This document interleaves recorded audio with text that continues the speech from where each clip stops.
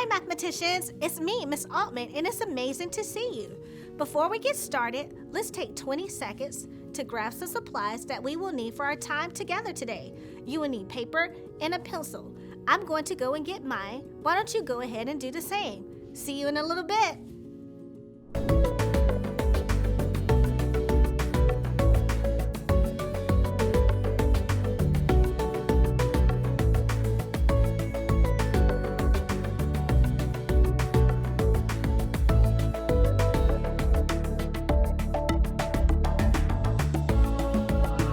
Okay, we're back, and oh my goodness, look where we are! We're in a grocery store. And do you know what? The grocery store managers heard that we are amazing mathematicians, so they asked if we might help them figure out how to display the cereal inventory on their shelves. Can you help me? You can? Oh, wonderful. Thank you so much. I'm wondering how we might inventory all of these boxes of cereal. Do you think we can use a math strategy to help us? You do? Great, I think so too. Today we're going to learn how to use inverse operations to help us solve problems. You may be thinking, what are inverse operations? Make a prediction about what you think inverse operations mean. Talk to a friend or a trusted adult. Oh, I heard someone say that inverse operations are just a fancy way of saying opposites. You know, like hard and soft, dry and wet, or cold and hot. I bet you didn't think about these things in math as having opposites, did you? What's that? Yes, that is true. I heard someone ask if we could explain inverse operations in another way, in a more precise math way. Absolutely. An inverse operation reverses the effect of the first operation. For example, addition and subtraction are inverse operations. Let's explore inverse operations a little further by looking at some equations. 8 plus 5 equals 13, and 13 minus 5 equals 8. What do you notice about these two equations? Good thinking. I heard someone say that the two equations contain the same numbers. What else do you notice? Not sure? Okay, let me help you out. In the first equation, we started with 8 and added 5 to it to get to 13. In the second equation, we started with 13 and subtracted 5, and it gave us 8. By subtracting 5, we undo our previous addition, or the opposite of what we did in the first equation. So today, let's use what we know about inverse operations to solve multiplication and division problems. Are you ready? Let's jump in. Take the problem 45 divided by 5, for example. Wait, what's that? You don't want to do a division problem today? That's okay. Remember, we're using inverse operations today. The inverse operation of division is multiplication. Instead of dividing, we can use multiplication facts. Is that okay with you? Great. What times 5 equals 45? What's that? You counted by 5s on your fingers until you got to 45 and you think it's 9? Okay, let me count again with you. You ready? Let's count by 5s using our fingers. 5, 10, 15, 20, 25, 30, 35, 40, 45. How many fingers am I holding up? Yes, 9. You were correct. Let's make an array with our cereal boxes to check.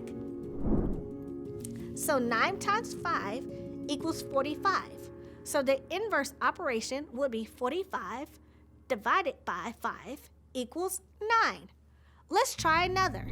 32 divided by 4 equals. Let's write this as an inverse operation. On your paper, please write the inverse of 32 divided by 4.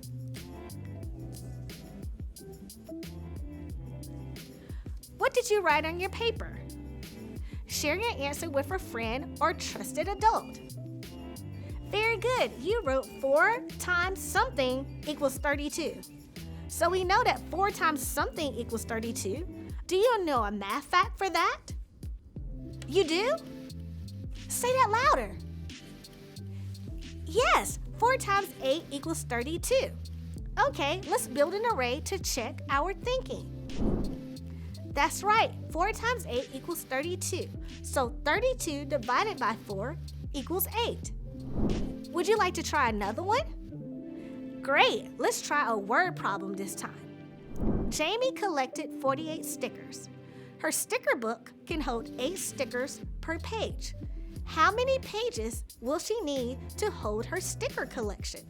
I'm going to give you a moment to work on this problem.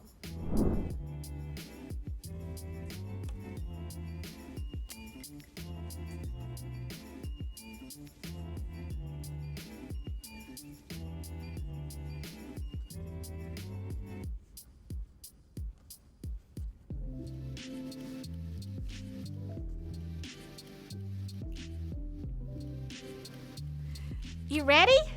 Great! What information do we know in this problem? That's right, we know that Jamie has 48 stickers. What else do we know? Yes, her sticker book can hold 8 stickers per page. How can we write this information as an equation? If you did not write an equation, please write one down now. Are you ready to share your equation? Awesome sauce! Let's write an equation using the information that we know from the problem. Jamie has 48 stickers and 8 stickers can go on each page. So we can write 48 divided by 8 equals something. What's that? Mathematician, you wrote a multiplication equation? You wrote 8 times something equals 48? That's fine. You wrote the inverse of division, which is multiplication, and that's our strategy for today. So how did you solve this problem? How many pages will she need? Yes, you are correct. She will need 6 pages because 6 times 8 equals 48. So 48 divided by 8 equals 6. Let's review. We can use the inverse operation or multiplication to solve division problems. Are you ready to help with the cereal display? Great, let's do this. We have 63 boxes of cereal, and they want an equal number of boxes on 7 shelves.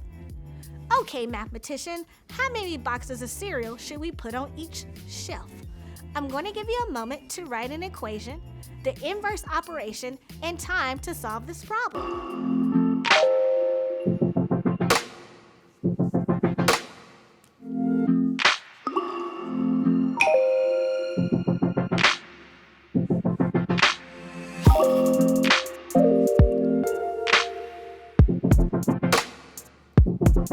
Are you ready to share your thinking, mathematicians? Great! What is our division equation to represent this problem? You are absolutely correct. 63 divided by 7 equals something. What is the inverse operation or multiplication equation for this problem? Right again, 7 times something equals 63.